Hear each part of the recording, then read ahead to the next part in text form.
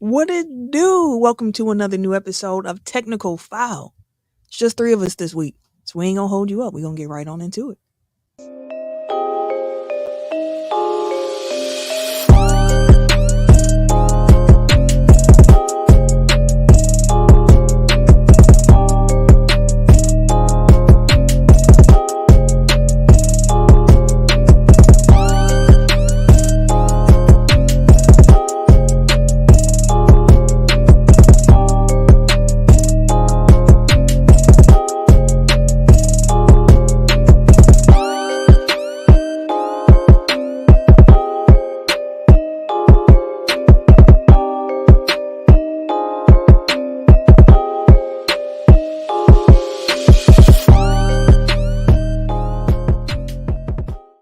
Welcome to episode 334 of Technical Foul, the sports podcast you never knew you needed. And it's your boy, TIMKINZ, the number 3, a.k.a. Ass Ketchum, a.k.a. Mr. Give It To Me. That took a lot out of me. Not the deep sigh after just the intro. I'm tired. Get your cardio up. I am the Eric J. Only known as The Eric J. And I'm Camille, point guard of the crew, the real life Tifa Lockhart, the girl next door. You know, holding it down for all the women who love sports. And it's your boy, K. Harris, the gentleman. Do you got a better known as for him? He don't. Nah. He don't. Like, that's hard. It's difficult. It's difficult. I see Mark and Dustin in the Better comments. known as Top Hat Gentleman. Better known as what? Top Hat Gentleman. Okay. Yeah, Dustin, I don't think you were first, my guy. I was like, Mark beat you there to the punch in the comments for the first. Just like Twitter. Right. First. He'd be like number 13. Like, goddamn. All right. Some housekeeping before we get into the slate for the week. As a reminder, please rate us 5 stars wherever you can on whatever podcast platform it is that you enjoy. Share the show with somebody that you know. Share it on your social medias. If you're on the YouTube, we appreciate you. Make sure you like that video. Make sure you're subscribed to the channel. Hit the notification bell so that you get notified when we go live. So you can join us every Tuesday around 7 p.m. Central Time. Damn, Mark done be wasting no time. You said I ain't even gonna hold you. I can't even read exactly what that say. And I got my glasses on this week. I still can't read it. We in trouble. The lights is blinding me and the TV is so far away. I can't see. But please show us some love. Show us what that word of mouth do. Share the show. We really do appreciate it. The game that needs a name will be making its triumphant return next week. With added stipulations. So make sure that y'all tune in for that. Spoiler alert, it's a ladder match. No. Now, if you was Teddy Long, the Undertaker would be coming out. Wait a minute, player. With the Undertaker. All right, let's get into the topics this week. We are going to go NFL, NBA, and then wrestling to end it. Excuse me, what now? You heard it? Oh, no. Sorry. Mark's comment. It says, reminder that pods are going to YouTube Music April 2nd. What that mean? Wait, what that mean? Well, I ain't hear about that. What that mean? Doing some Googles now. So we're a show. We're not a podcast. So we're not. This man here. As if it don't say Technical Foul Podcast at the top of the screen. But now let's get into the topics.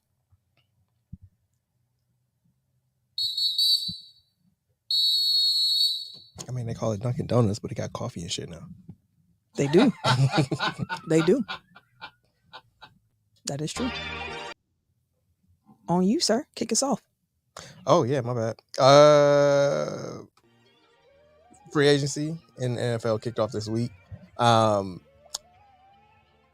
not going to hold you. The only thing I really cared about was the Packers and their moves. So my one thing this week was a very easy decision, and that is a recap, if you will, of the Packers free agency moves thus far. Obviously, we're only 2 days in, so there are still other shoes to drop.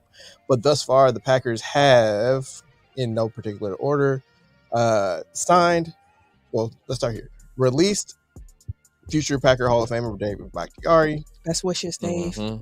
Released future Packer Hall of Famer Aaron Jones. Mm-hmm.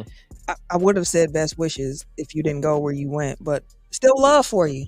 Yeah, he did go to Minnesota. I mean, as long as it ain't against us, do it, my brother. What you mean it is against? Everything they I do said, is as against long us. as it ain't. But everything they do is against us. And Principal. Uh, And with Sam Darnold, like I'm not really worried about what the Vikings do. But you know, like those are the key losses. But so far, the big adds are running back Josh Jacobs from, I always want to say Oakland, from Las Vegas, and safety Xavier McKinney from the Giants. oh, I feel like those were like the top two names that each one of y'all said last we week. definitely Mhm. pointed out McKinney because once Winfield was off the table for safeties, like that's the best option on the market. Like I know Simmons came available from Denver, mhm. and there are a lot of people who are interested, but listen, give me the young 24-year-old who can continue to grow on the defense, top 5 in his at his position in the game. Like I'm here for it. And I had mentioned Jacobs last week. That's somebody that I was interested in as well, because even though like Barkley was the premier back, so to speak, there, Jacobs, I felt wasn't too far behind him as far as production wise. As far as like he missed 4 games last year, but other than that, like he led the league in rushing 2 years in a row, and he was like a year before it was like 1,600 yards rushing for kind of a Raiders line. Now, let's not rewrite history for like he was not good last year. I didn't say he was good last year. I said he missed 4 games last year, but the year before he led the league in rushing. I thought you said 2 years leading rushing. He did 2 years in a row. I got you. Not I got last you. I year, got you. I got you. But yeah, no, he like if he can get back to form, because he was hurt early on in the season, so he had to work his way back. And by the time he started getting back, like he started looking like Josh Jacobs. Like it was He started actually looking like Brandon Jacobs. That's a problem. No, he started looking like Josh Jacobs, and that guy is a legit bona fide stud at running back. Wait, so I thought that he got hurt at the end of the season. I'm pretty sure he missed their last 4. I'm pretty sure he started the season off with them and then missed their last 4, and that's when they went 3-1 without him, when they had the new coach. Double check me. It could have been But- other way around. But what I will say about Josh Jacobs, because last week when you brought him up, I wasn't as excited because of his number. I was like, what happened? Like you led the league in 2022, and then last year it was meh. But Andy Herman on Twitter, shout out to Andy Herman, Pack a Day Podcast. He watched every single snap from Josh Jacobs last season, and he just said, my God, was their offensive line terrible. It was terrible. The offense, he's like, terrible. He's like, and I'm not trying to say this with rose-colored glasses because he is now a Green Bay Packer, but the reality of it is he was running behind a terrible line. They were a mess last year. So there is hope. I can understand it. There's hope. He's only 26, right? 20, 25, 26? 26.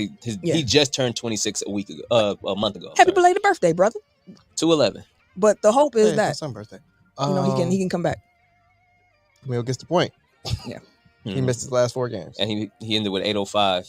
He still ended with 805 and 6 touchdowns. 3.5 yards per carry. Yeah, it wasn't. Yeah, It that was shit like was he terrible, was though. he was last in a lot of categories when it comes to running backs last season. But again, the hope is that with a better offensive line, A lot better. God damn, he had a 9 carry negative 2 yard rushing game last week. Mills, yeah, boy. Like that was early. That shit was terrible. It was a Yeah, shit this show. week too.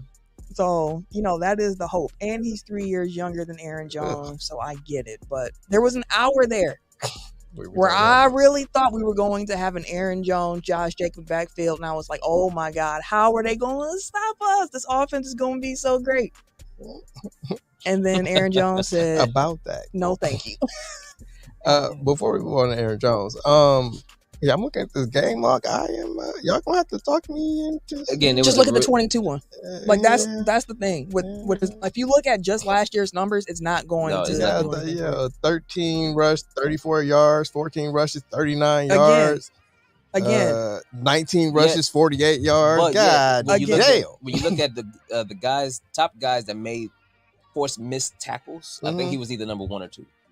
and again, I will say on Twitter at Andy Herman NFL, you can check the timeline. He has the clips up. You can see how bad the block. He would make so they would be in the backfield already. He'd make one dude miss, then he got like 3 more dudes in front of him. And he's just like, all right, boss. Like, but one thing I will say, going from Jones to Jacobs, like I get it, the potential is there for him to be better. Like the highs of Josh Jacobs have been higher than any of the highs of Aaron Jones. I get it. But one thing I'm going to miss about Aaron Jones, outside of the man who he was and just being one of the most beloved, Packers that we've had, Aaron Jones could always make something out of nothing. So, like, even when you didn't have it, he could turn a negative play into a couple yards at least. Like, that's an ability that I don't think Josh Jacobs has as much as Aaron Jones, but he's a really good running back to have. And if there was going to be a draft where you're looking for another running back to pair with, an established vet, from my understanding, it's better to try to find your little speedy guy in this draft rather than trying to find a power back. So, like, it kind of works out that we have a power back. We can go to the draft and try to find a little speedster. Yeah, I was gonna bring that up. I think I saw Aaron Nagler. Is that his name? Yeah. Okay. Yeah, I think I saw him tweet about that. That he understood kind of like the calculus in that decision. But moving on to other moves. Oh, yeah, I guess we can talk about Aaron Jones. Honestly, okay, so he signed with the Vikings today. Mm-hmm. 1 year, $1 year, $7 million? Mm-hmm. Yep. It was reported yesterday that the Packers had asked him to take a substantial pay cut. Half. Yeah. half his salary at least. And that they were nowhere close on negotiations. For the record, do you know what half would have been? Around like 7, 8. Around 6. Apparently, Matt, I forget how you pronounce his last name, but it was Schneiderman from The Athletic reported that the Packers' offer was $4 million in base, $2 million in incentives. So it would have been half of the 12. Mm-hmm. And he went to the Vikings where he got, I believe it's $6 million base and $1 million in incentives. I feel like that's a substantial difference. Now people are like, it's just $1 million, which I mean, like, to a certain degree, yes, but it is also $1 million, and the man just took a pay cut last year. And it's $1 million in total compensation if he hits every benchmark, but it's what, $2 million if we're talking about base compensation. Yeah. Like he got to dance, he got to dance for his dinner. Like I would also take a look like, hey, if I get hurt, that's again, like that's even more of a pay cut than the half that I'm supposedly taking. So like I don't blame, like I think Dustin brought it up before, but he's like, what's up with all of like our guys going to rivals? And it's like revenge. You can't say it's for winning if he's going to Minnesota. You can't. So like I think I brought this up a couple years ago because I noticed like so many guys from the Packers end up on teams also in the division. But then I thought through it logically, and it's like if you've been in the NFC North your entire career, you know all those teams, including the one that you're on. So it's like it's kind of a shorthand type of deal where it's like, okay, like I don't have to do as much. Like I don't have to learn a whole new division. I don't have to learn a whole new defense to go up against. I don't have to learn all these things. Like I know the landscape. I definitely know one of the teams I'm gonna have to go up against twice a year, and I have added incentives. Like yes, it is partially revenge, but it's also like my job is gonna be easier here because I know how they operate. They know how I operate, and I know what is it, like 30% of our schedule. Like I know what I'm getting into in those games, so it kind of makes sense on that level. On top of the added motivation of a team being like, we don't want you no more. So I will say this too, because they released the NFLPA released their report cards on every team, and the Vikings were second, and they were second like by a lot. So it was like the Dolphins was the best, then it was the Vikings, and there was like a little gap before you get to third, fourth, and fifth. The Packers were third, by the way, but the Vikings have been reported by other teams as being like a place where you enjoy playing. What's the metric? Oh, they did on a lot of things. Treatment of family, facilities, strength conditioning, staffs, locker rooms, coaches, like food, like everything. I don't want to put you on the spot. Do you know who was last? I believe it was Washington. Washington came in last in a lot of different categories. I believe it was the Chiefs were surprisingly low as well. And that was part of the problems the players had because they're like, dog, we went in championships and y'all have not put money back into the facility. Like some places, then I think it was the Chiefs are like, we don't even have a sauna. Like we don't have, like, what are you talking about? Like we'd rather work out outside of the facility than actually here, which big problem. But yeah. Another side of the coin for the Aaron Jones thing is you have to consider just talking about the business side of it. If he's going to make $12 million this year, are you going to get $12 million worth of, that's why he's asking for take a pay cut. Right, of course. So are you going to get $12 million worth of production? Did you get $12 million worth of production last year? No.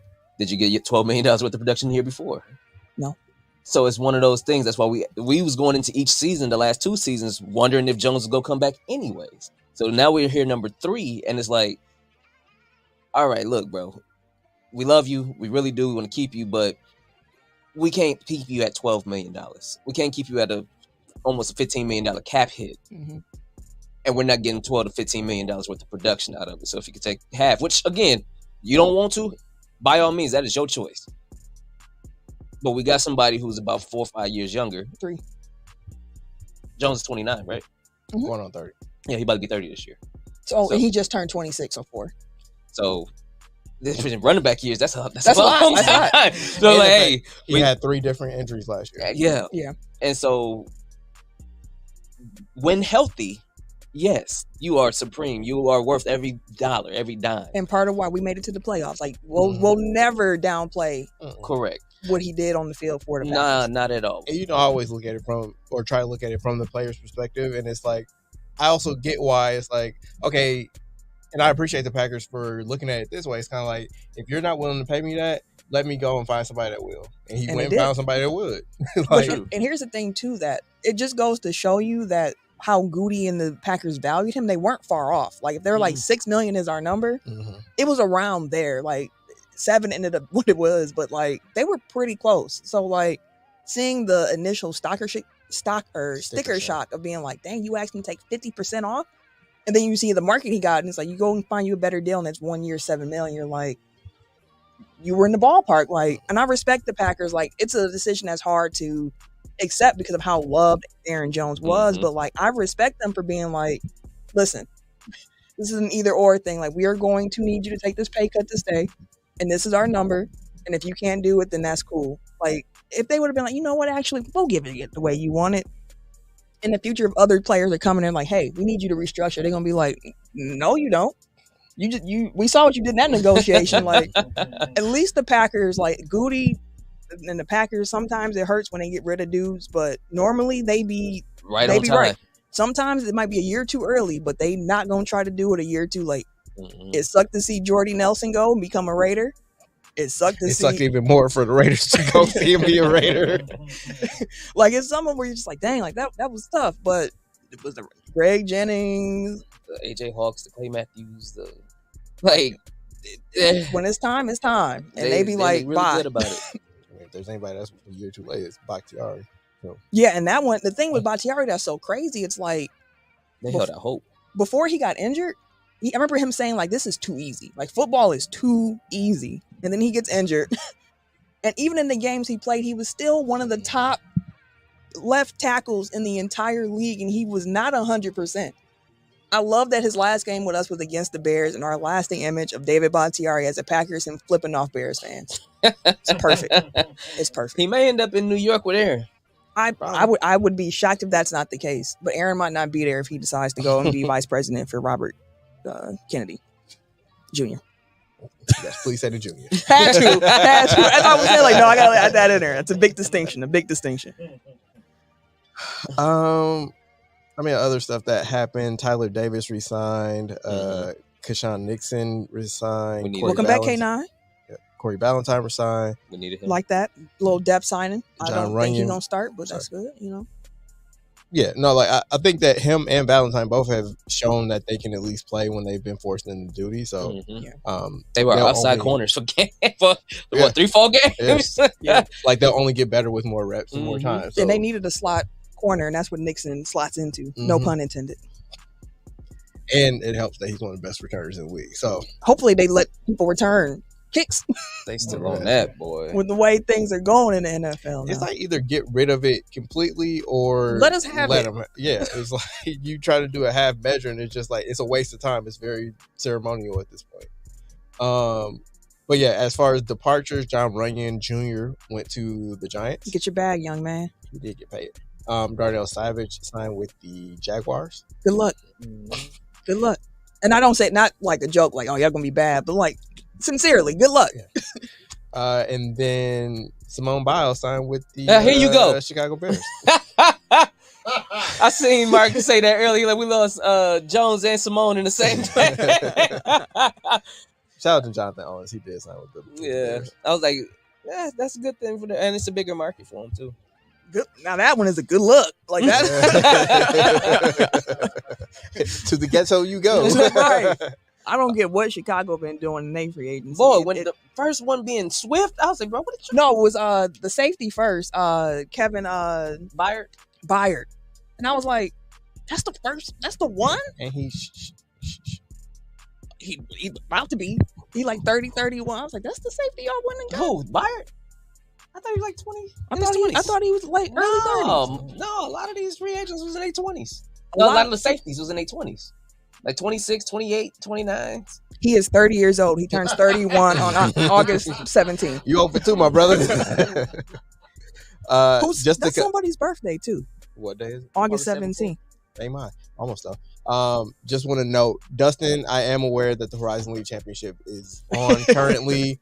Go Panthers. UWM is playing for the Horizon League Championship as we speak on ESPN or ESPN2. I don't remember exactly which game.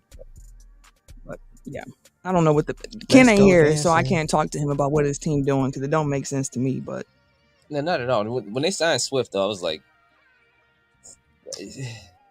y'all don't trust y'all draft pick from last year, Roshan Johnson, or you don't trust Khalil Herbert, who actually is a good back. That's the thing. They already got 2 good backs. And I get they could have brought Foreman back. Like, y'all have good backs.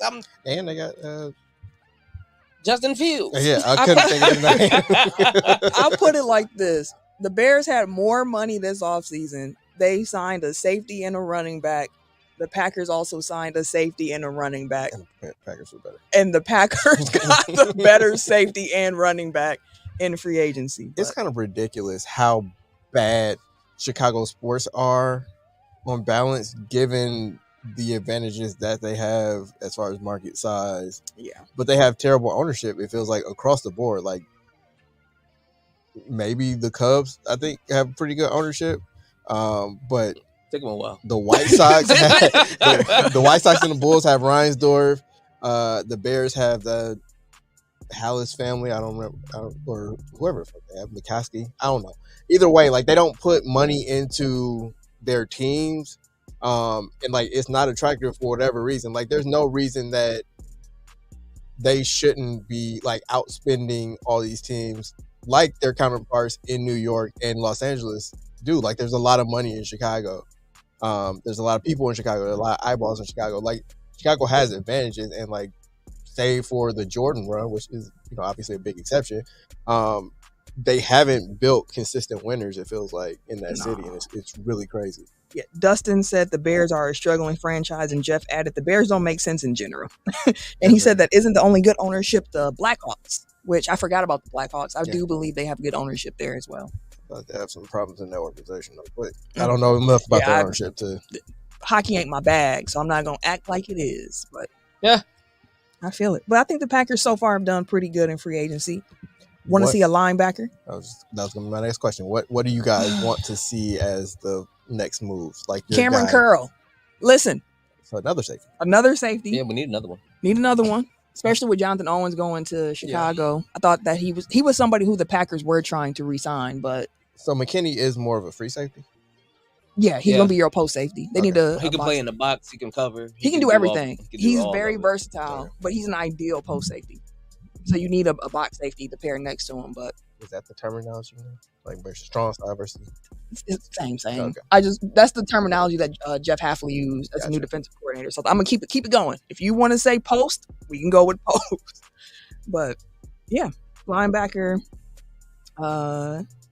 Do safety. They need more offense? Like, obviously, you're down 2 offensive linemen, but they definitely need more linemen. But I'm not sure. I think draft. Yeah, I'm not sure about free agency. But are there? Because obviously, with losing Jones and Dillon, like, I know that we said they can probably pick up somebody in the draft. But are there any running backs on the market that you're like, I wouldn't mind if they? The Packers really like Emmanuel Wilson, who's on the roster already, and they're going to give him a legitimate shot at some real playing time this year. So, I say draft 2. When I seen the Bengals was cutting Joe Mixon, I was like, "Go get Joe!" But they traded him for a 6th round pick. Yeah, they said we leave him here with something. Like, goodness gracious, leave him here with something. There was a running back that I was looking at earlier. Go back to the Athletic, but So you want another running back in the No. free agency market? What I wanted was Patrick Queen or Devin White. Since Patrick Queen signed with the Steelers, that's gonna be one of my talking points. But after they signed McKinney, I knew Queen was about they ain't got that type of money. They ain't said nothing first day, so I was like, we still got enough money to sign any of the available players still. Yeah, but not at Queen got a little bag from Pittsburgh, didn't he?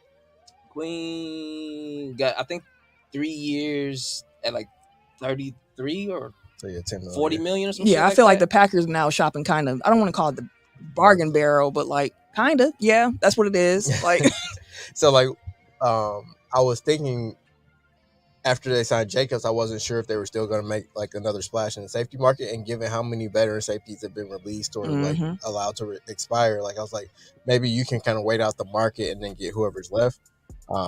Cameron Curl's still out there. The two safeties that I've outside of Curl, because Curl was one me and Dwayne been shout out to Sparky, our resident Vikings fan. Every time I said Cameron Curl, like, leave him to us. Like, no, now y'all got Jones, bro. Don't leave us Cameron Curl. I was like, I want Cameron Curl or Simmons, honestly, because now that we have McKinney there, Simmons would be a great addition to him because it was the tight window. I forgot what the exact stat was. I saw that. Players who call a tight window, it was like 30. McKinney was number one, like 30%. Simmons was on that list, and my other safety that I'm thinking about is Jordan Fuller. He's another one that was on there who's a good last line of defense safety as well. One of them two would be a great pairing with McKinney, because then all of a sudden now we damn near getting a no-fly zone, and it's going to make Jair's job a little bit easier. It's going to make Stokes' job a little bit easier, which is going to make the pass rush jobs a little bit easier. The only one that we need another linebacker. So my linebacker choice is currently Devin White, since Patrick Queen is gone. Devin White is my other. But if we're going to get like a bargain bin linebacker, you said it when we talking about Jamal Adams before. The word on him now is like he's no longer really a safety, but more like a will linebacker. No, thank you. I went back. I was like, I'm good on Jamal Adams no, after thank all of that. you. But if we're talking bargain bin, we'll figure something out. Outside of him, it would be, let's see. It ain't really nobody available like that. Devin White, Bobby Wagner, and Chris Barnes are in the top 150. Old. Even though Bobby can still play. Bobby can still, like, Bobby on a 1 year, like, we just bringing you in. You a bridge player. Yeah, like, that's fine. Like, if that's the first thing, then I have a problem. But, like, at this point, okay. Yeah, just catching up on some of these comments. Mark said 3 years, 41. I'm assuming that's Queen. Yep. Jeff said we need to find someone on a prove-it deal and either re-sign them next year after we have more money or draft one or two. Sounds like Chase Young. No. A prove-it deal? I'm not, no. Well, why not? Edge is not my height. Like, I'm good. There's nothing wrong with too many defensive linemen. No, I hear you. But you only have limited resources, so like putting money. A 1 year prove-it deal ain't that big. I hear you, but if we're gonna give a 1 year prove-it deal out, I'd rather it be to like a linebacker of some sort, and let some of the young dudes who we already have on the roster try to earn their stripes, pass rushing. We're gonna have to get rid of Smith. Is probably gone after this. After this one, but they got one more. What no? So we have to figure out a replacement for him too, because ain't that Van Ness? Van Ness is already cemented in that front, so he's part of the rotation already. Well, I mean, Rashawn Gary's on the other side, so like there's only so many. Well, I guess they moving to 4-3, so like I don't know. So exactly, you got four down there, so you have either you have Pickett. Who? Am I saying the right one? You talking about Kenny Clark? Kenny Clark. I don't know why. Kenny Pickett comes in line. By the way, is the only player left on the Green Bay Packers who was drafted by Ted Thompson. He's still only like 28 or some shit. Yeah. So we got Clark and Wyatt, Van Ness, Smith, and Gary. Mm-hmm. Not to mention that just along the line, you got Brooks, you got Wooden, and Igbare, who got hurt, so he's not going to be back for a little bit. So they probably will like have to get somebody else in there because he probably ain't going to be ready for. I don't know who this is or what position he said he plays, but Mark said Jerome Baker from Miami is out there. Another linebacker. Yeah, I'd be cool with that. I feel like the Packer, I guess aside from what's the dude that be fucking up all the time? The linebacker. Who's the first round pick? Quay Walker. And he's been got better. Like he's not a bad. He just made some mental mistakes his first year. Like he made one late last year. Not like his rookie year. He didn't get ejected. So, Nah. I mean, I guess that's a step up. But no, like aside from him, like I feel like the Packers haven't had like a uber athletic safety since Nick Collins. That was a safety. You said safety. I said safety. I meant linebacker. Sorry. Yeah, probably. Quay is the most athletic one we've had in a while since Clay Matthews, I guess. Like because Barnett I wouldn't call him uber athletic, but he was a great middle linebacker. Yeah, he was. He was stout, instinctive, sure. And he was fine. I love me some Nick Barnett. I thought Nick Barnett was so fine. I said, my Nick God. Barnett is the only light skinned dude I ever saw that was ashy.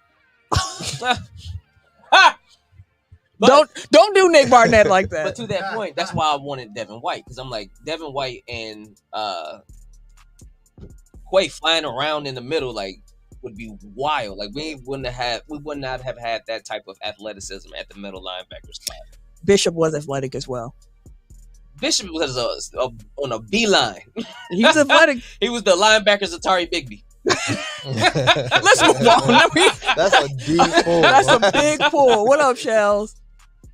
That man was on the line. After that, left and right, it's a wrap. Atari, I forgot about him. He was smoking cats when you catch him in the line. But you hit him with a swiggle wiggle, it's a wrap, my boy. Oh boy. All right. That's all I got on the Packers. All right, cool. That's all I got on the NFL. Put the mic down. Tim, what other moves stood out? Since we talked Packers already, what other free agency moves stood out to you? So we already kind of mentioned Patrick Queen, but him getting signed by the Steelers to that defense is disgusting, bro. Like that, him with Mike Tomlin and T.J. Watt and Minka Fitzpatrick, and like, come on, dog. Now they have 3 different layers and 3 different levels of crazy ass. I mean, Patrick Queen can do it all though. Like literally, he can blitz, he can rush, he can cover, he can stop the run, he can tackle, he can smoke the motherfucker. Like it. He was and at only 25, he can still grow within the organization too. So the Steeler way with Mike Tomlin, and come on, bro. We're gonna see, because Patrick Queen really only had one good year, and that was last year. Surrounded by talent, right? So I'm curious to see how that's going to look with him in Pittsburgh. Like surrounded by talent, right? But I'm saying, like, we also know how highly respected the Baltimore defensive coaching staff. Like, how many of them have left to get other gigs and whatnot elsewhere. So, like, I am wondering, like, he is going to have talent around him, which is going to be helpful. He gonna have Watt next to him. Like, he's gonna have talent. So, like, I'm curious to see if he takes another step. Like, was this past year the first year in him being kind of like, I'm understanding the game, like I'm growing, and not just because like I have talent around me, but like him taking that step? Or is it like, I need some guys around me? But like you said, you're gonna have that around him in Pittsburgh. They're gonna have a pass rush, so it ain't gonna be that bad, and Watt gonna be on everybody's ass, bro. Like, it's wild. Yeah. And then you got, so he's the second. He gonna meet you in the pockets, bro. Like, and then he can cover if he needs to. And you got Minka back there, pretty much shutting down one side of the field, bro. Like, it's. Let me give you one. So the Vikings signed Jonathan Greenard. Mm-hmm. And when I first saw it, I was like, okay, if they're signing him, that means Danielle Hunter is not coming back. That's what Dwayne said. He was like, that means Hunter gone. That's the very first. I was like, okay, and thinking about, okay, they got a younger dude in there who's also good. He's not as good as Hunter, but he's younger and he's still going to be a threat on the edge. So like the Vikings pivoted in a way that's like, that's a good pivot. Hunter went to Houston? Yes, he did. Yeah, and so that was my second one, because Danielle Hunter, just looking at, so you mentioned Greenard, right? Yeah, a little bit higher. I'm sorry. You mentioned Greenard. So Greenard, snap percentage, 55%. He had 12.5 sacks, 48 pressures, with a 12.8% pressure rate. That means when he's on the field, 12% of the time he was pressuring the quarterback. Way to explain that for your buddy over here. So he had 48 on the year with 12.5 sacks. Then we go to Danielle Hunter. Danielle Hunter had 16.5 sacks, 80 pressures, and pressured 13.4% of the time that he was on the field. Yeah. So, yes, Greenard is good. He's not as good as Hunter. is a monster. Like, having Hunter as your last name as a DN is kind of dope. Never connected that before, but I'm with it. You're like, he take him out, boy. Yeah, his name is spelled Danielle. Don't see that. No, I ain't going. I'm saying though, like it's spelled Danielle. I'm saying Danielle at first, Danielle, but it's Danielle. Yeah. But no, Hunter is a I feel like that's like even more of a motivation. Like, he got teased about it at some point, and then Yeah, he was just like he probably teeing off on people. Man, boy, the man is 6'5", 263. Right, like it's certain names. Say it again. You were destined to be cold. And you Right. you could not be like the coldest Crawford.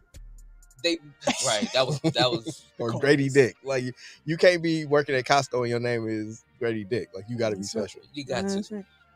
I said that same thing about AJ Hawk. Yep. Like, names like that, you just gotta be cold, bro. Like, there's no choice. Your last name Hawk, yeah. But they with Danielle Hunter, like, they flip flop spots pretty much. Yeah, you still have Will Anderson in Houston. So now you give him a better version of the guy that was opposite him last year. Houston's defensive line will be gross. It's just the age thing. Like, that's the only thing with Danielle Hunter is that he's older. Dwayne is now in the comments. He said that Hunter will be missed. I'm sure he will. And it's a 2-year age gap, 27 and 29. Danielle Hunter only 29? I thought he's turning 30 though. I thought, or he's around 30. I thought he was for a long ass time. Yeah, he's 29. Like, yeah. So he doesn't turn 30 until October. A couple years, yeah. And that's really the only difference between them. And Mark pointed out that Hunter is also from Houston, which is nice. That is nice. Speaking of the Vikings, one that I had that stood out to me was the fact that Mr. Kirk Cousins, Kirk Slangs, Hall of Famer at the bank, Kirk Cousins. That man can get a bag, can't he? Man. Off a torn Achilles. Off a torn Achilles, $180 million to go play. 100 guaranteed for the Atlanta Falcons. Off a torn Achilles, bro. Like, that's crazy. Won one playoff game. One in his career. That man is like our age. And he got like $400 million. And he tore his Achilles. I know he's an athlete, but he's 35. They're going 36, tore an Achilles. And he got paid 180 M's. And you gonna give me 100 of it. Yeah, exactly. That's him. Yeah, running right now. Running through with the money. Let me go and cash this motherfucker before they change their mind. But to all that I say, the price tag is high. I knew it would be because Kirk Cousins was the best available quarterback on the market. Call him Kirk. Best Kirk available Cousins. quarterback on the market. And that's the most important position in the game. I understand it. And I understand why the Vikings were like, we are not about to pay you that much money. I get it. But what I will say is that I do like his fit in Atlanta because he is a floor raiser. Yeah. Kirk Cousins ain't no, prime Aaron Rodgers type of quarterback, but Kirk Cousins is a floor raiser. And we've seen with this Falcons team that they have been competitive within their division already with poor quarterback play. How much does that speak to Desmond Ridder is trash? It's so trash. I just know that when Pitts and London saw they got a quarterback, they were like, oh my God, we're going to finally have a chance. Pitts finna go crazy. Like, if Kirk Cousins could come back and just be somewhat of like himself, adequate. We know that he loves throwing to his tight end. Yep. He gonna feed that Kyle man. Pitts is gonna have a monster. He gonna be my first tight end off the board in fantasy next year. I'm telling you. Because they gonna be some monsters, dog. It's a good pickup. It's like I said, it cost them that much. And I know Falcons fans would rather have like a young guy who you can be like, hey, that's our future. But like for a now type of situation in a division when your team is competitive enough to win, you know what I mean? Like Kirk Cousins is a good pickup. Again, I understand that the price is gonna be like, that's too much. And I get that. For the reasons we've already said, but I do think he is going to improve the Falcons and he raises their floor.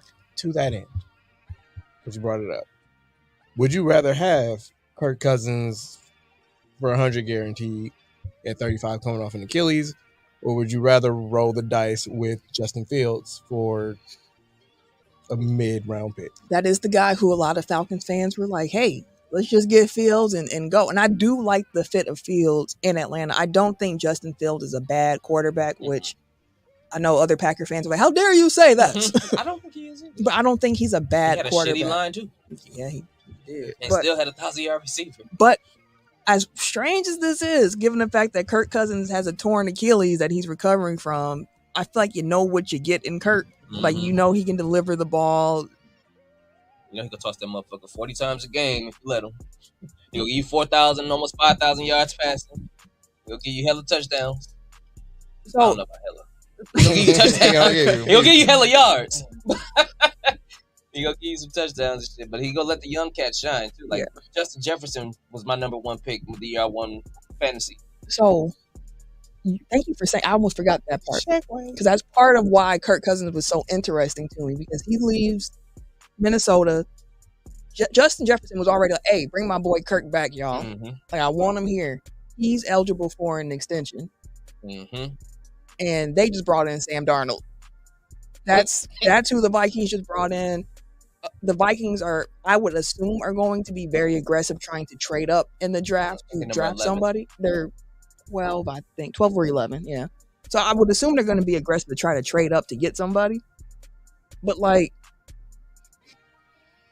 hopefully you can make that trade happen because otherwise it's, I don't know. I don't know about that one. You got to try to keep Justin Jefferson happy along the way as well.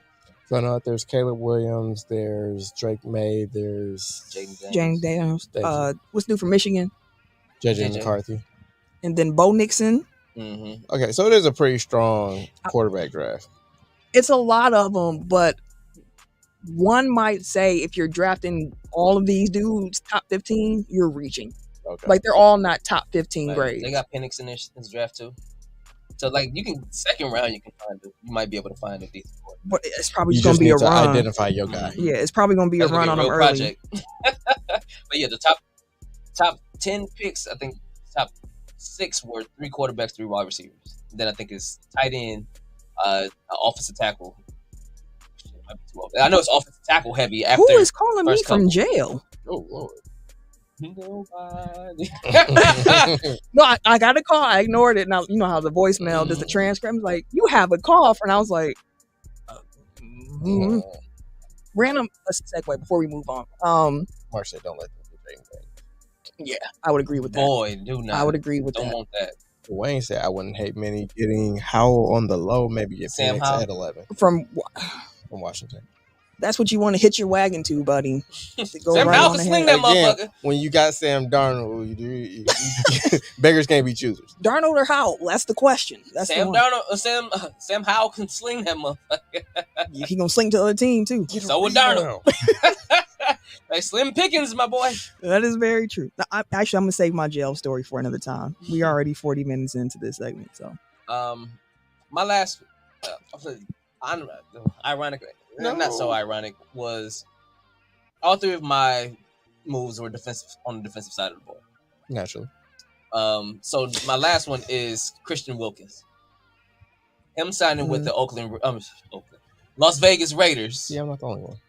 When I seen that, I was like, dude, that is huge. They drafted I forgot, is it Tyree Smith or something like that? Right in last year. Their first overall pick. They got Mad Max Crosby over there. Yep. And now you put Christian Wilkins in the middle. At defensive tackle, he had 9 sacks and 23 quarterback hits on the year.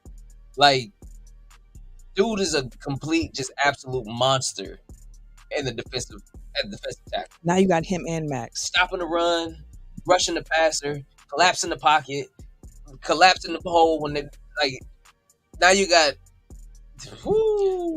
It's going, and a good defensive line can help the second level, or it can help your secondary. Mainly, a good pass rush will help your secondary. So if you got him getting double teamed in the middle, you can't double team Mad Max too. No, someone gonna be single covered. There's gonna be a problem. I was like, that's big for Vegas. So that for me. That was like, oh boy, that should be fun to watch. Las Vegas. My last one, I was going to say Saquon because, the whole running back market thing, but Mark dropped another one in the comments I'm going to focus on more so, and that's the fact that Derrick Henry went to Baltimore. Because when I saw that at first, I was like, oh, that's cool for Derrick Henry to ride out in the sunset in Baltimore. I know Baltimore's wanted him, and in my head, I was like, Derrick Henry's on decline. Like, he's 30, 31. It's going to start happening. I looked up his stats, and I said, he still rushed for over 1,000 yards last year. With a backup that they was trying to force into the starting spot. Which is part of why they were like, we good with letting you go because we like what we have here and we understand the finances and everything like that. So, like, Derrick Henry in Baltimore is a move that I very much do enjoy. Did you think about this? He's joining the number 1 rushing team in the league this year. And he's gonna have a nice thunder and lightning type of combo in the backfield. RPOs with Lamar. You gotta choose. So either the option plays with him or Lamar. Pick your poison. You want to go conservative and chase the quarterback? Good luck. You want to go aggressive and go ahead and chase the running back? Good luck. You want to go do a run RPO with that? Now you got Zay Flowers on the outside too. They also have Keaton Mitchell though. Like that's a nice 1-2. That's who I was thinking of. Combo. Now that you mentioned it. They're running back before that first round pick. Dobbins? J.K. Dobbins. And then the other one when we talking about taking flyers on running backs. Mm-hmm. Dalvin Cook. Dalvin Cook ain't got nothing left for. We saw that already. Right, but again, it's just one of those backups that nothing. Change your pace a little bit. Nope, we saw that last year. That's gone. Dalvin ain't got nothing to offer. Because he cooked. Yeah, that's he done. barely got any run. That's done. It's a reason. That's done. Reason. Which I've messed everybody's head up. I was like, did y'all realize that Earth, Wind, and Fire Reasons is a one night stand song? And everybody was like, no, it's not. It's a wedding song. I said, no, it's not. It's literally a one night stand song. That's what the reason that we're here. the one night. Listen to the lyrics, y'all. If y'all don't believe me, I know the melody is so good and you hear it at weddings and everything, but Reasons by Earth, Wind, and Fire is a one night stand song. Listen to the lyrics and get back to me. All right, let's move into NBA. Oh, I thought we weren't leaving with me. Oh yeah, never mind. Sorry. Oh, good. No. Never mind. I remember the conversation now. My bad. So we're about a month away from the end of the regular season.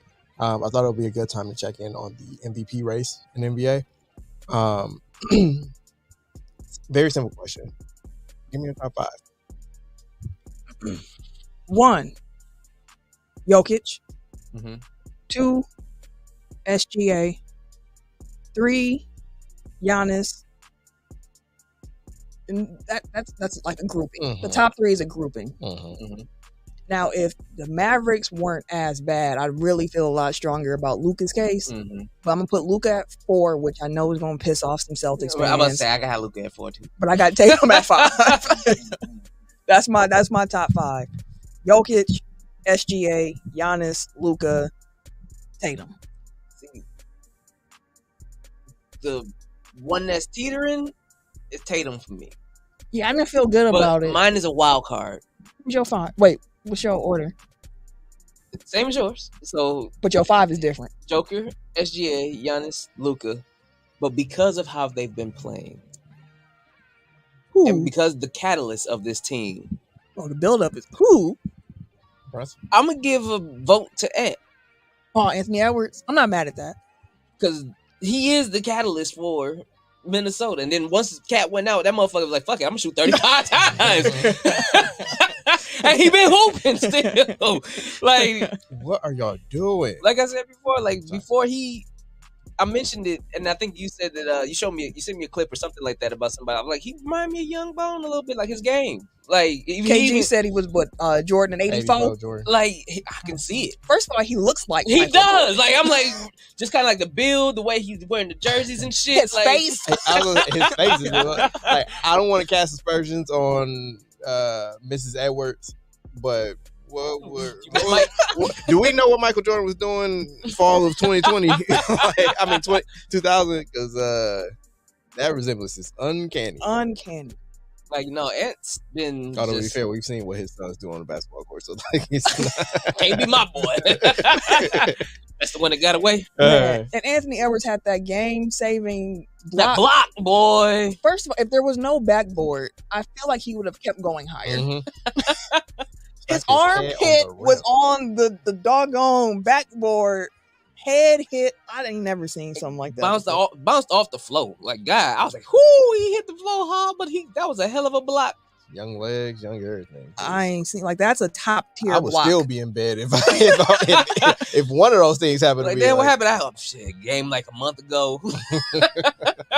I didn't know my knees could work. I didn't know I could jump that high. Should have seen the block I had on that motherfucker though. Right. Say it again. This is no shade, but LeBron would definitely miss the next game if that happened That's to a him fact. now. That's a fact. Eric, what's your 5? Jokic, Giannis, Shea. And then I also ran into the same problem where it's like After them Luka three? doesn't have the team stuff. Tatum is, you guys know how I feel Go ahead about and say Tatum. it, man. So like I did want to point out that both Joel Embiid and Donovan Mitchell are both ineligible for the award, which I think would have been like my top 5 had that not been the case. So I'm still going to go Luka 4, but I think I have Kawhi 5. I'm not mad at that either. Like I truly not. Stay, like there was a 2-month period, like when the Clippers really went on their run, where you could make the argument that he was the best player in the world, and he's back to doing Kawhi things. Offensively, he's like 85 to 90% of Kawhi defensively, and like their team is winning. So, to your point, so in my phone, I started to keep notes. I have a note for every NBA team. I have a note for every NFL team in my phone. So if I read something that's interesting or like a fact, I drop it into the note for the team so I can always go back. Professional podcast, right there. Hey, I'm trying to make some money off this. You know what I'm saying? And I told y'all last week, my memory is going. I got to write it down. Beginning of February, I was looking at the Kawhi MVP case, actually. February 5th, I wrote, Kawhi has played 45 out of 49 games, averaging 24.4 points on 64.1 true shooting, six rebounds, about 4 assists, about 2 steals. At that time, he was shooting 53% from the field, 45% on 5 attempts from 3, almost 90% from the free throw line. He ranked in the 95th percentile for DEPM and 96 for offensive EPM, which is pretty much like how good they are on that end of the court. And I couldn't believe the numbers when I read them. In fact, I haven't looked recently because how the MVP race has continued to move. And I know, like, okay, now at this point, it's really, most people, is really a Jokic SGA race, which I feel like you need to have Giannis's name in there for that 3-man race. But like Kawhi, it's been a good year for him. I have seen some people try to throw the Adrian Griffin part onto him. That's like, part of why you don't hear his name as much. That's some bullshit. I agree. If anything, he should get extra points for having played with Adrian Griffin for 40 whatever games. But Eric, it's because it was Giannis's coach. He picked Adrian Griffin. He just said, "Don't hire Nick Nurse." So before the season started, remember I was like, well, I don't know if you remember or not, but I had mentioned, do you think the NBA penalizing people for the injuries will lead Kawhi to play more games? And you said, hurt is hurt. I don't think it's going to change anything. Currently, Kawhi has played 57 games this season. He ain't been hurt. Kawhi has, if he plays 3 more games, this would be the most games he's played since the Toronto season. If he plays 4 more games, this would be the most games he's played since 2016 with the Spurs. Okay. The man is, I'm glad he's healthier, but I feel like part of the load management thing was for him to be able to move in the playoffs. Wait, what? Going back to my earlier statement when I said, do you think this is going to affect the way if he plays more or not? I feel like he was one of the reasons why they made the rules because they was thinking about him in it, for one. Granted, yes, he was hurt. I'm not going to take away that if he was hurt or not. But I feel like because of that change now, maybe it was something that either something he changed or something that was done. Maybe the training staff, I don't know. But for some reason, the man ain't been able to load manage the way he wanted to or has done in the past. And he's played a hell of a lot more games than he has in the last years. If you remember, he missed an entire year because of towards ACL. Right. That was something was neat. 2017. No. 17-18. That was shit. Wait, that was when he was with the Clippers. He missed an entire year. He played 2019, 20, 2021, 21, 22 he didn't play. Yeah. So he came off of ACL. And then I feel like he tore his meniscus like a year later. Obviously, he didn't miss the entire year, but he's had injuries. So he even said it himself. Yep. Somebody asked him, like, what's the difference now versus the last couple years? He's like, I didn't tear my ACL and I didn't tear my meniscus. So he actually is healthy for the first time. So, like, if they would have implemented these rules the last 2 years, he wouldn't have been playing. Like, it wouldn't have changed it. So, like, and that was the thing. Like, he was saying it while all that thing was going on. He's like, I'm not low managing. Like, I'm recovering from injury. It's the same reason why Chris Middleton takes forever to get come back. back or like to ramp all the way up to his full minutes low, is because he's coming back from series of injuries. Fair enough. I don't know add to that. I had two more things on the MVP. One, whoever does win this year, you better get your MVPs in while you can, because I feel like Wemby is for real. Yeah. Yep. And that man will be an MVP of the league sooner rather than later. He gonna make 5x5s just something commonplace. Another one, bruh. Commonplace. Another. And then my other point is, when are we gonna have to have a conversation about Luka? Because what kind of conversation? And not necessarily a conversation about Luka, but just like, when does the lack of team success start to hurt him individually as it has for other players throughout history? Like, when does he start getting blamed? When does he start getting the good stats, bad team rep that other players have gotten, or honestly better team production? Like, if they're what, 8 in the West right now, which, given how jumbled up the West is, like, he could easily drop, further. I wish I would have looked up the standings before I started this conversation. I'm with you. I got you. Um, they are currently 8th in the West, like you said. They are tied in the games behind with Sacramento right now. So if Sacramento loses tonight against the Bucks, they're 7.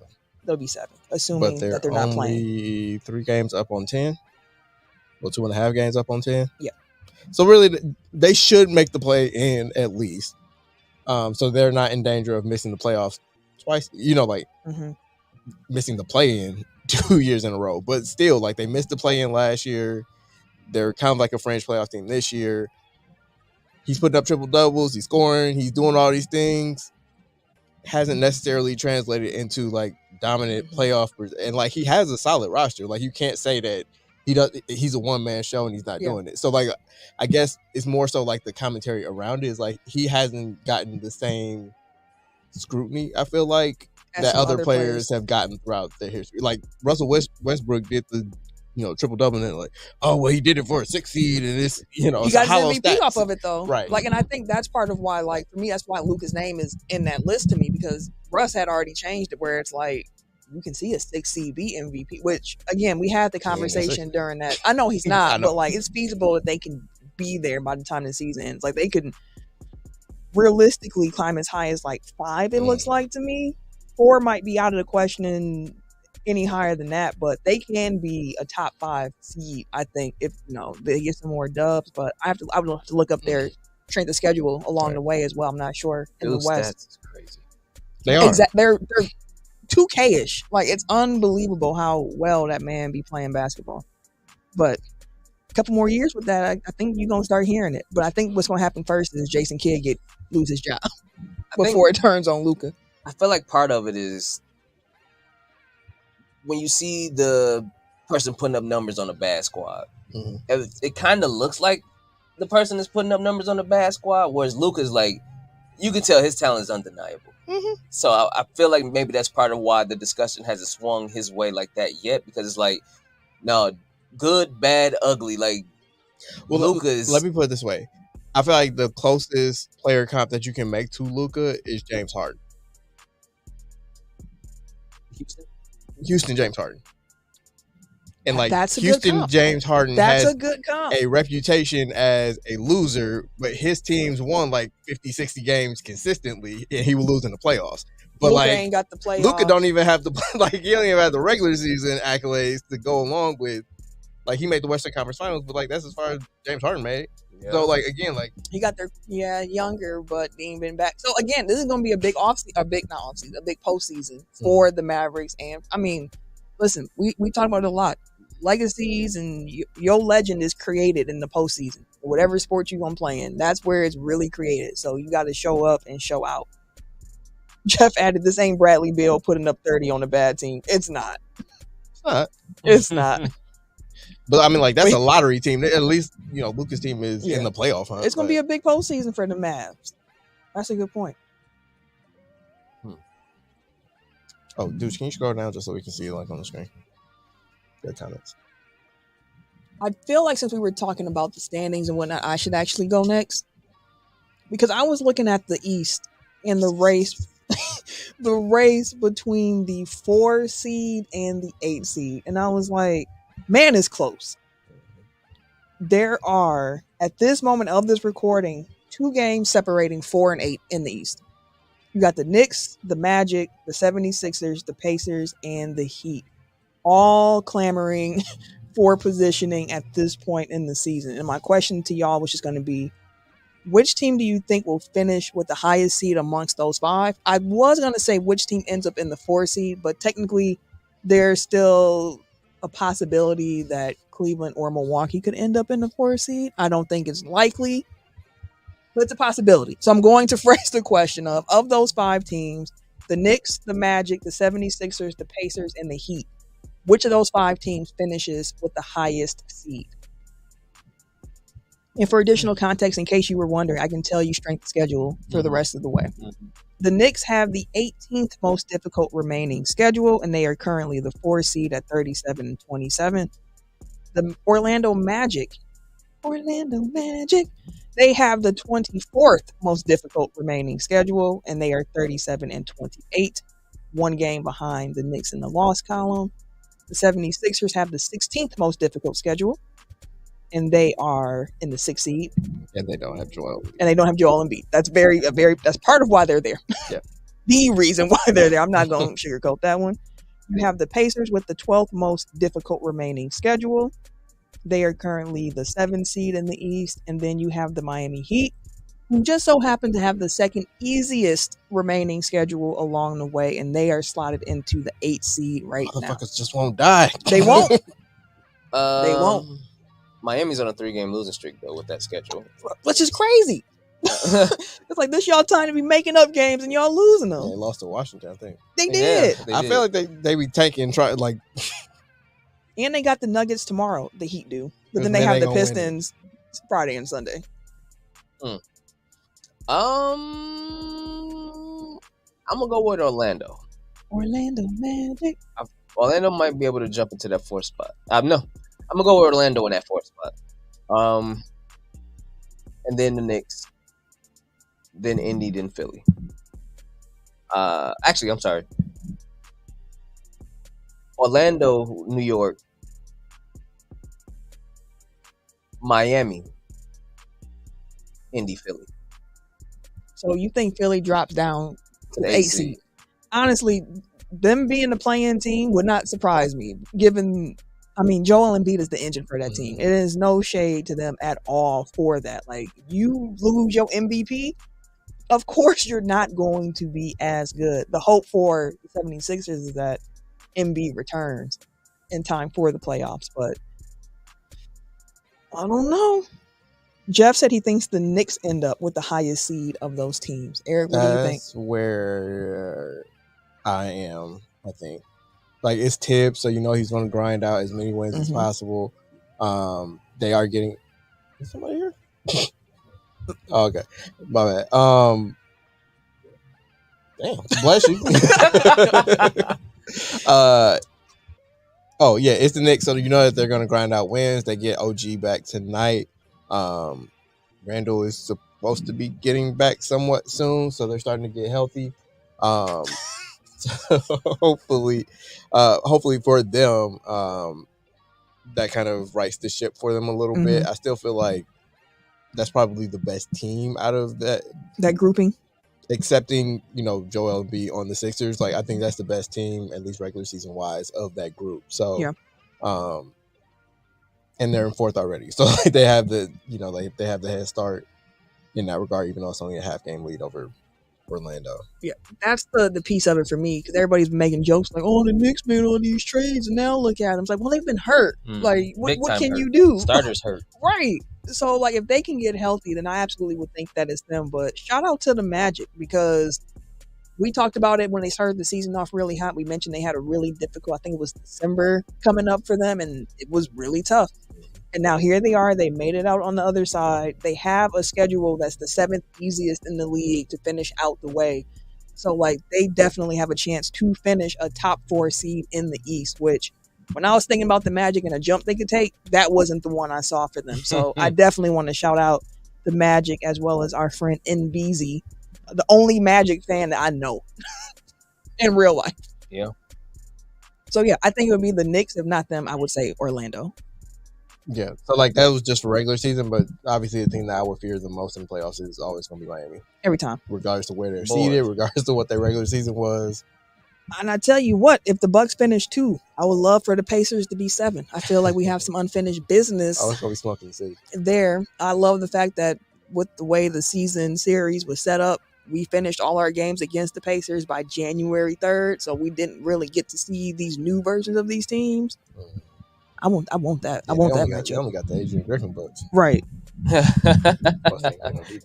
Come see these Doc River Bucks. Speaking of which, my topic is talking about our Milwaukee Bucks and the 2-man game that is evolving between Dame and Giannis. Like, Mhm. I won't say evolving, but progressing. It's getting to the point where people thought that it was supposed to be at the beginning of the season. Yep. Where they thought Dame was just supposed to join a brand new team and Giannis was supposed to get this uber talent and they was just supposed to click and gel right away. No. But what I did read, article, shout out to Eric King, he wrote an article recently about the Bucks after the win against the Clippers. Yeah. And so I was reading that one in Athletic, and he pointed out like the different. Well, one of the main things was when Doc got there, he like, no, you two figure this shit out. You go over there, fuck everybody else. You two go over there and practice with each other. You dribble and pass to him. You dribble and pass to him. Now one of y'all two shoot. One of y'all take the shot. Don't Literally. matter who. Like, he's not exaggerating either. Like, Doc Rivers really would have the two of them by themselves. Mm-hmm. The rest of the team laughing and watching them just do the same actions over and over. And now it's getting automatic. It's Shut becoming up. organic. It's becoming to the point where eventually it's just gonna be they not even thinking about it. You see it, yeah. That's how the end of the Clippers game ended. Like, you started seeing it kind of come into fruition when right before the West Coast trip started, because all of a sudden Giannis' assist numbers started going up, Dame's assist numbers started going up, and then we get on this road trip, and even though we took the L to the Lakers, they both had plus 10 plus assists, and then we get to the Clippers game, they both have 10 plus assists. And it's like now they're both putting up 35 and 10 plus assists each. It's going to get even better because it's going to get more natural between the two of them, even if it has to get to the point where it's just the two of them. Which That's the part. Clipper game, fourth quarter, I think they scored. I think you pointed it out. I was amazed. They scored or assisted on every bucket in the fourth quarter. And here's the thing with that, because I noticed in the third quarter, because I was checking the play-by-play, and I was like, is this right? From the time in the third quarter kicked off, it was the same thing until Dame checked out. Giannis had got one more assist after that, and then, other guys started doing things, and then the fourth quarter started, and it was just Giannis and Dame. If not scoring, then they're assisting, they moving the ball. The only non-Dame or Giannis-related points were 2 free throws at the end of the game after Pat Connaughton got a very timely steal to kind of just ice it away. Mm-hmm. Like, the chemistry between the two developing, and they talked about after the game too, where they were like, it's just because like we're understanding it better. And the way Dame said it in the post game, I think it was after the Clippers win, on court, he was like, I'm learning how to use Giannis, and Giannis is learning how to use me to be menaces to the defense. Mm-hmm. It's not anymore just two superstars on the court playing like, okay, your turn, my turn. Now it's turning into how can we use each other to put them in a disadvantageous situation to our benefit. And that's what you want to see between the two of them and them developing that chemistry. So then the defense will focus on them two, which leaves the other 3 folks on the court. Which is how Brooke got that big 3 in that Clippers game. Jay Crowder had a big 3. Thank God he Brooke finally had made the one. big 3. He's been broke since he came back from injury. But like the way, and they slinging that motherfucker across the court. They're not afraid for that cross court pass. They're like, oh, I see you on the wing over there. Even I'm gonna drop this bitch from the other opposite corner. Y'all just be doing them. Oh, I don't know how them over the head. Oh man, He got them long ass. Right, go ahead, just put all the force behind that motherfucker. It's a slingshot. But no, it is really good to see that chemistry is starting to develop, especially now that the playoffs are around the corner. Like, you want your team to be playing their best ball as you head into that postseason run. And it looks like the Bucks are turning that corner. There will be no Chris Middleton in tonight's game against the Kings. Kings. Take your time, big dog. Soon. I'm sorry. On Locked On Bucks, Justin Garcia pointed out that he thinks that Chris will make his return on Thursday just because of the schedule, because they'll have a couple extra days off before their next game. So that makes some sense to me. Yep. I don't know Adrian Griffin. He seems like a nice enough man. He does. But what the fuck was he doing? Nothing. Because this is not like, it's not some novel concept that, hey, they need more reps. Force them to do more like, was he just like a camp counselor? Like, he was a daycare teacher? Like, he was just there like overseeing things to make sure dudes didn't get hurt? Because I don't understand what type of coaching was going on to where like Doc Rivers has to come in midstream and be like, hey, this ain't working, y'all. You kind of got to practice. like I get it. These are grown men. These are superstars. Like, they know how to play basketball. But at a certain point, like, you kind of do have to force feed it. Like, I clocked that early. I'm not the only one, but I clocked it early in the season. Yep. It's like a lot of people were like, well, they need to diversify. And they need to, I'm like, no, you need to build. Do this over and over. Like, you need to set a foundation. It wasn't just the defense, it's the offense. You got to set a foundation and then build off of that. Like, you can't just go straight to our counters and like what we're gonna do when teams. It's like, oh well, they gonna shut down the pick and roll, so I guess we go to this. It's like, no, figure out how to get the pick and roll to work and then build off of that, so that you at least have your base down and figure out your counters out of that in case it doesn't line up the way you think it. And that's something Dane mentioned too. Like, we thought initially, like, we thought we'd see a lot more space, because they admitted like they were confused at first at how teams were playing them, because they still saw so many bodies when they were running their 2-man action. Now they're like, okay, now we understand, like, okay, if it's not here, we move into this action, then we can move into this action. Like you said, Doc just came in and said, do this over and over. But that's one credit to Doc. Like, Doc Rivers will find out what works offensively and just spam it. He will. We saw that with Embiid and Harden. It was all pick and roll all the time. Give it to Embiid. James Harden, 15 assists, 12 to Embiid.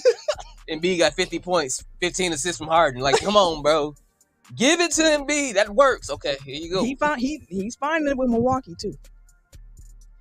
I'm enjoying that. And then Dame seems to be rounding into the Dame that we were expecting to see as well. Mm-hmm. He's starting to hit shots. He's hitting shots. He's taking the daring shots, looking smacking that motherfucker.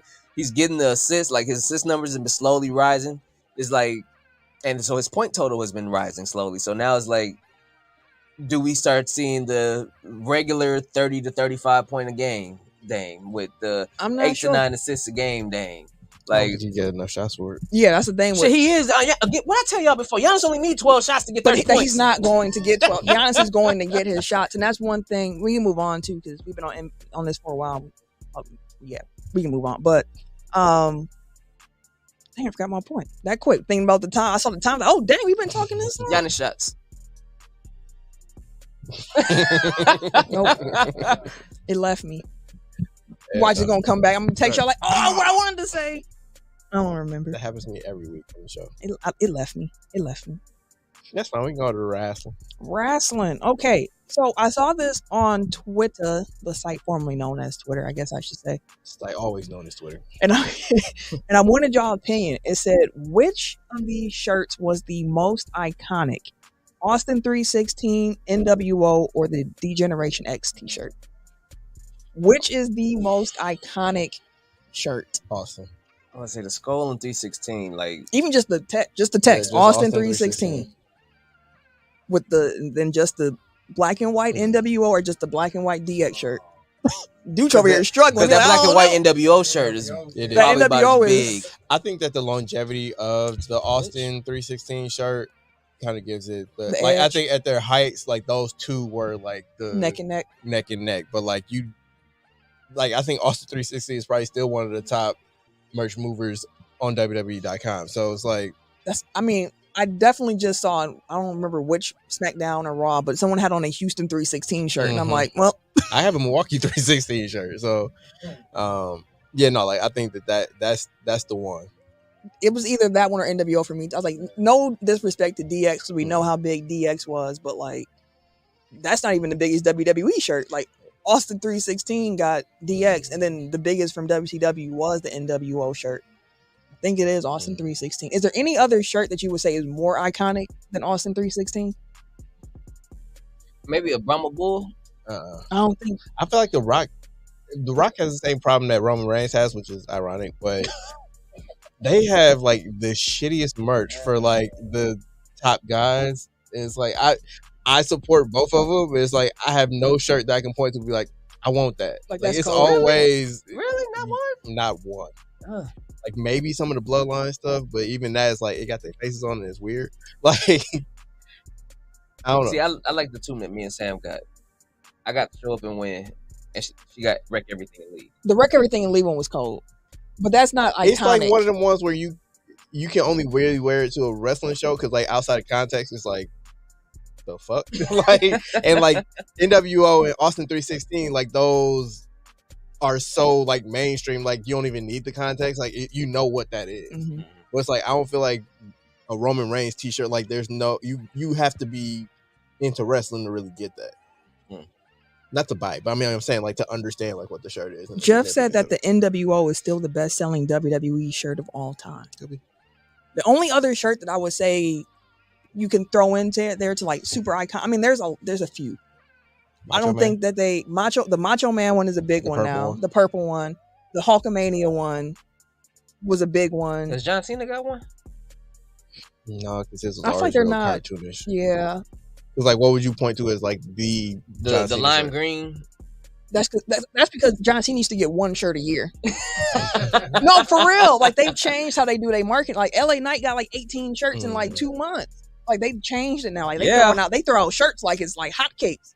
But the only other ones like the Roddy Piper, the Hot Rod, like there are some Yeah, that that's stand the in my one. head where it's like over the years you've just seen it so many times. Like that's the base shirt. You said throw out shirts like hotcakes. I thought about throwing out shirts like it's a halftime show or some shit like that. Oh, you're gonna If you at a Bucks game, it's gonna be the Bucks just hit a 3. David Gruber 3 t-shirts. Like I get it because of the price here, but I love how they like spam the shirts in the lower bowl and then it'd be like 5 shirts Right. in the upper deck. Jeff also said, yeah, Cena has too many shirts. That's the problem. Like you don't have that one that's like that's the iconic. That's why the Austin 316 one is like that's it. NWO, that's it. Hulkamania. Like, didn't he even have the one like still runs wild? Like there's a few. The Macho Man, like there's I feel like there's a Razor Ramon shirt in there too, that, probably. like yellow or something. But yeah, that's all I want. Thought that was kind of a cool question. Let us know in the comments too what shirt y'all think is the most iconic in wrestling history. But now there's some WrestleMania things to talk about here. There are. So last night on Raw, they held a gauntlet match to determine who would face Gunther for the Intercontinental Championship at WrestleMania. Sami Zayn won. Yeah, He defeated Chad Gable in the final. I was like, match. Tim somewhere sad. I was sad as hell. That's a little Kurt, bro. That's your guy. I know you. How much you love. Do you? I think I already know your answer, but do you feel like that was the right decision? Hell no. No. Why do you say no? Hell Outside of the fact that you love Chad Gable. because I feel like they put Sammy there to give him something to do at Mania. And I feel opposite. I feel like Chad Gable had his run with He gave him the best. He best did, but run. they've been building the Sami Zayn angle. I feel like in the background for a while with him losing, and then him doing the conversations about like, oh man, like I don't know if I got it anymore. And then you're seeing him week after week try to get that win, and he finally beat Nakamura. Now he's like, okay, I got some momentum. And now he's in this gauntlet match. And even during the match, as soon as I heard during that match when they said it's Ramadan and Sami Zayn hasn't eaten anything that's going to affect him, and I was like, oh, he about to win. He about to win because it adds, and it's not like I'm saying that the religion aspect of it is why he won, but it was another angle. If they mentioned it, like it's another angle about how much he's having to overcome to try and get back to this spot. So like storytelling wise, I felt like Sami Zayn was going to be the answer. I'm a Sammy fan too. Like Sami Zayn has been one of my favorite wrestlers. Well, a little bit like in the modern era. Like love Sami Zayn, but I'm gonna repeat what Chad Gable said mid match. I need this more than you do. Tap out. And he do, bro. Like, and I didn't even realize Chad was that old. Chad is already like 35, 36. I was like, He's older than that. But it's one of those things where I feel like that moment would have, like, Sami Zayn is already an established star. It's WrestleMania. It is. So you're trying to put. That's why I felt like you're just putting Sammy there to put him into Mania, as opposed to giving it to the one that like y'all been working with him, y'all been building him, y'all been allowing him to win matches. But y'all I feel been like having to put up some big ones. After Chad Gable lost to Gunther, we haven't really seen him. Yeah, we have still because they still been doing the promos with him and Maxine. Chad Gable and is that 38. My boy, that's what I'm like. Shit, Sammy already had his moments and shit, bro. Let him have something on the way out the damn door. Damn. Sammy 39. That's Sammy, but Sammy already had his runs. And he was NXT title champ, tag team champ, Intercontinental champ, US so champ. He got his shit already. Move around. No, he got the credentials to put it in the WrestleMania match. There was a tweet circulating shortly after the match concluded that claims that his shoulders weren't on the mat. Would you be interested in a 3-way? That's what I said to Noman, actually. Hell yeah. In a triple threat match? Yeah. Hell yeah. When they were the last two, I was like, I wish it was some way for this to be a triple threat at WrestleMania.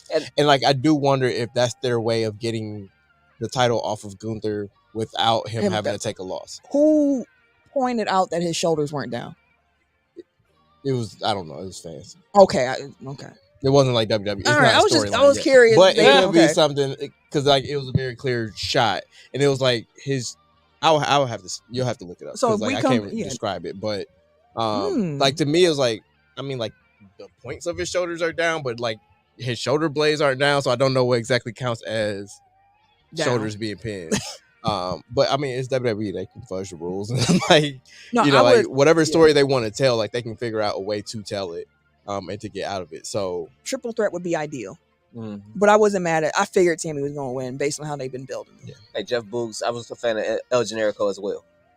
Jeff Boogs and his cousin Rick Boogs is 36. We know you can do math.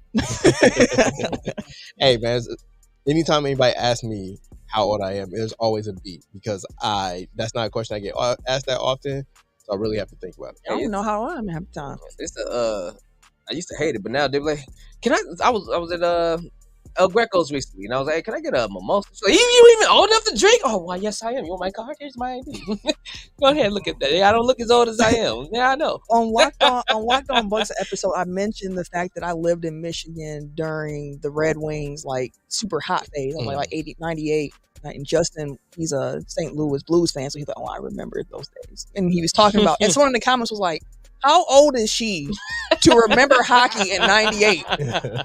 And I said, I'm an old head. Don't be confused about it. I'm an old head at this point. Don't let the face fool you. I'm old.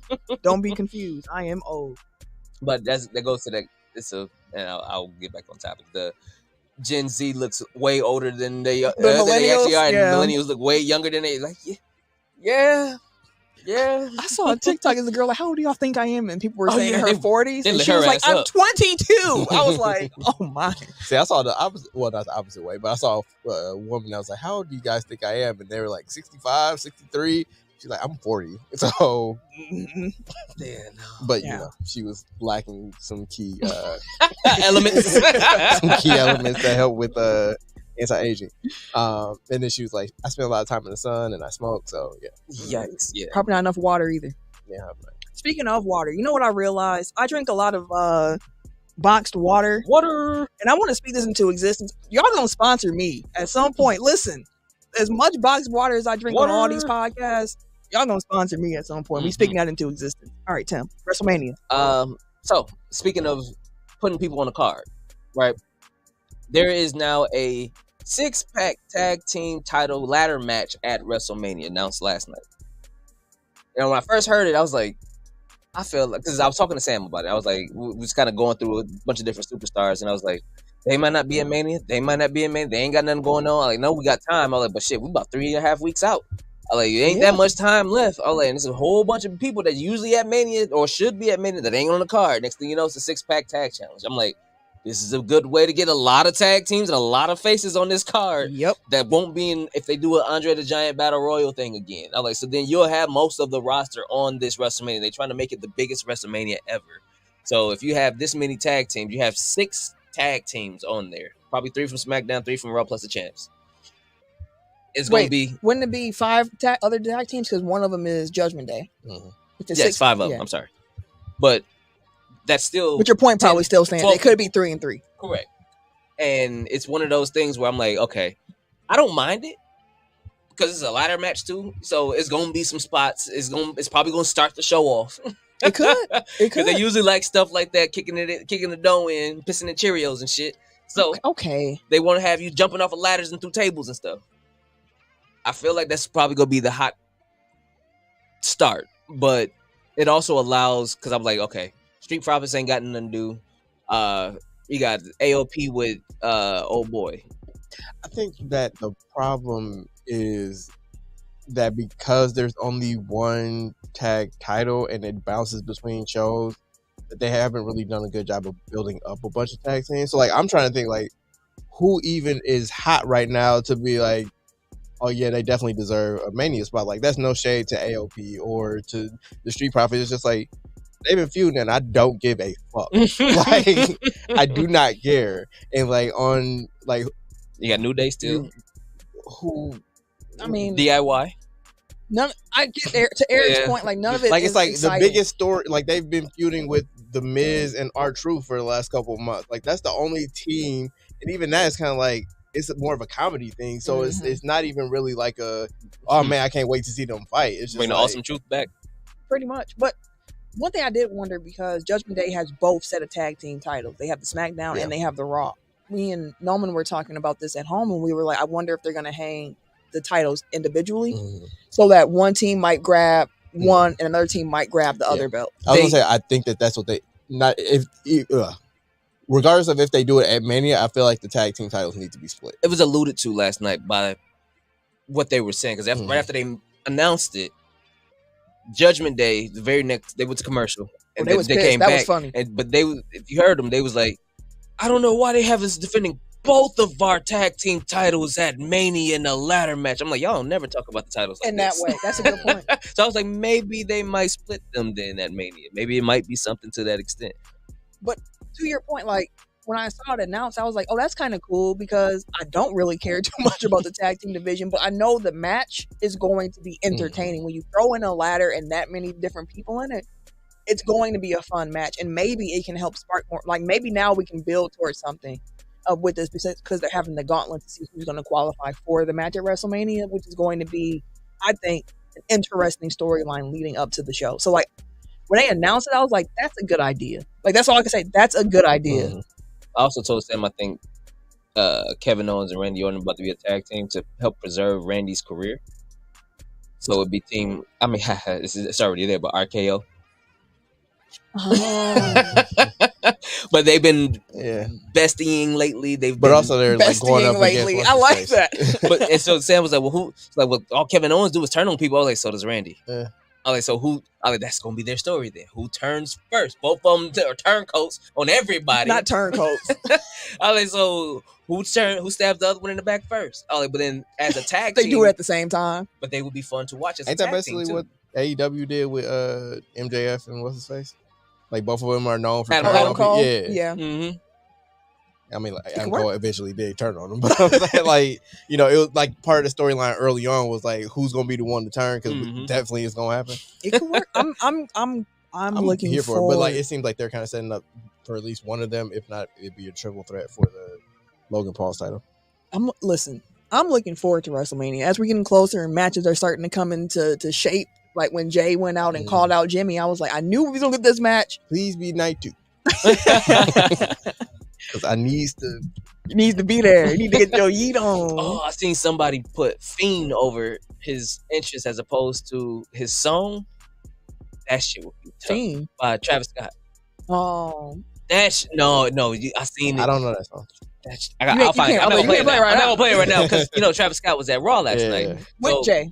So when they came out, somebody tweeted was like, "Hey, I need Fiend over his shit." So everybody in the Fiend. I was like, I was like, that shit kind of tough, bro. I fuck with it. I'll find it and show you. I need that to be night 2, and I need a surprise. Legend. No, I need a surprise appearance from Bad Bunny. Them 2 things I need. Good happen. Chambea. But yeah, I'm excited for it. We're less than a month away. And I need Roman Reigns to return. Ooh, listen, Cannon is going to lose his mind. If If Oh. Cody don't win, Yeah. Ken might not come in. He better, because I won't be here that week. No, actually, I thought about this earlier today. So, like, The Rock keeps hitting, like, a very key talking point for him is that I'm the boss. I'm the boss. I'm the boss. Rock McMahon.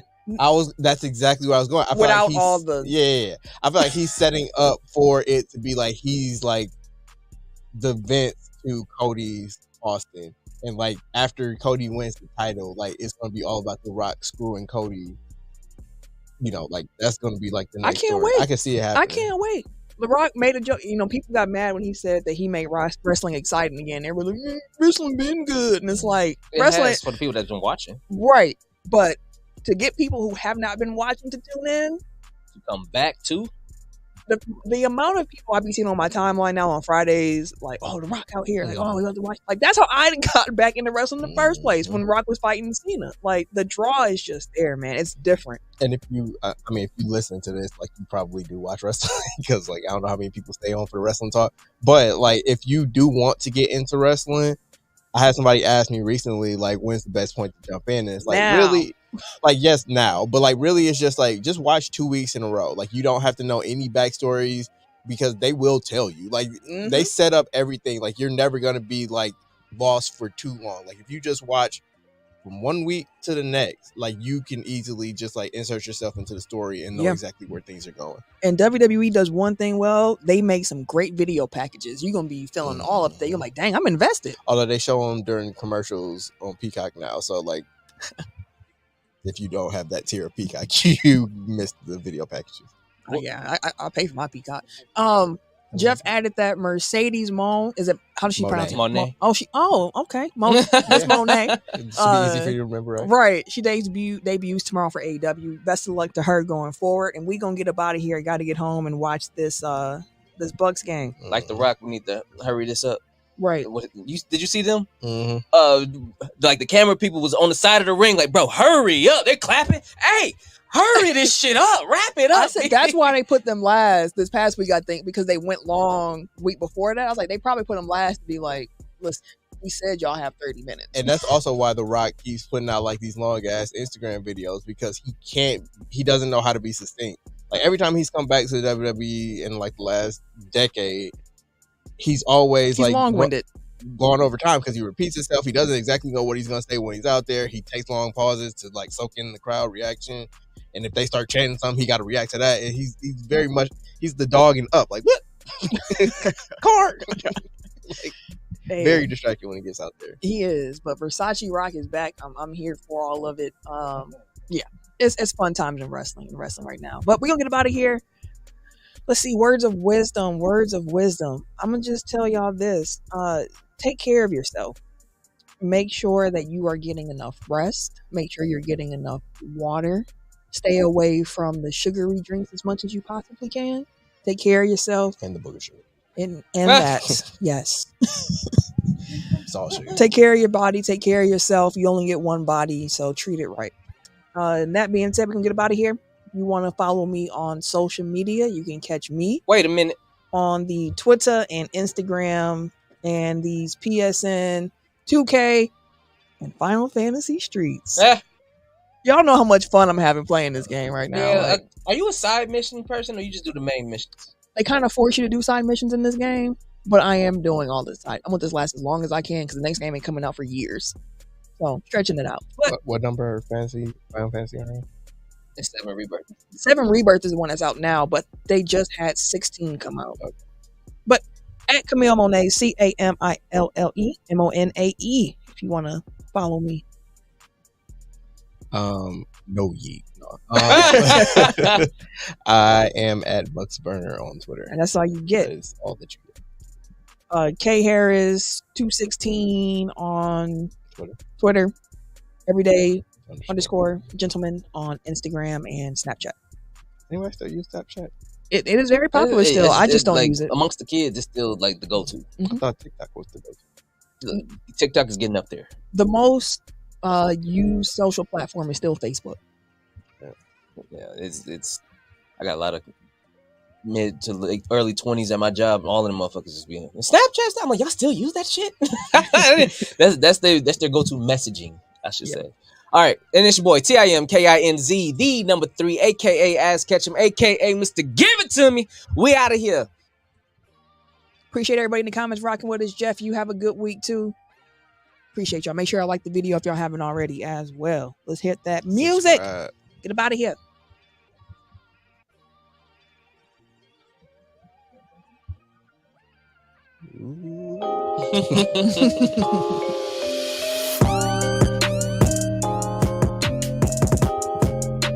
You said you had some hot fire earlier. You still got it? It was in my head, bro. Go ahead, sir. I'm lay it to bed, bro. You heard what I said, bro. About to go in though.